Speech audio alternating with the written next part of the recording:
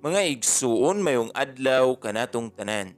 Karon adlaw na usab nga Domingo, pitsa dos sa bulan sa Hulyo sa tuig 2023. Ug karon mga igsoon na niya nakita sa ikanapulog-tulo nga Domingo sulod sa ordinaryong panahon. Sa ngalan sa Amahan, sa Anak, ug sa Espiritu Santo. Amen.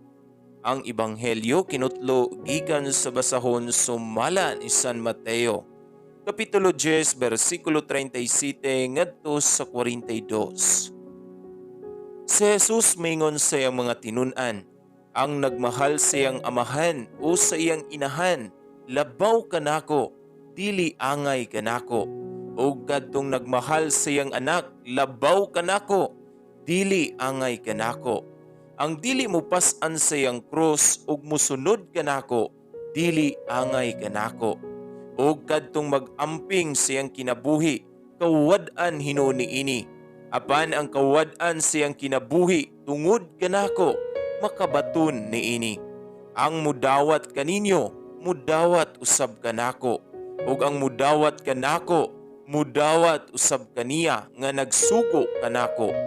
Ang mudawat sa sinugo sa Dios tungod sa iyang pagkasinugo sa Dios, gantihan usab sa ganti nga madawat sa sinugo.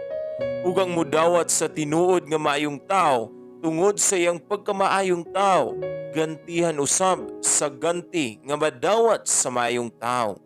Ug hinumdumi kini, kadtong magpainom bisan sa bugnong tubig sa labing ubos sa akong mga sumusunod, tungod kay siya akong sumusunod, gantihan gayod.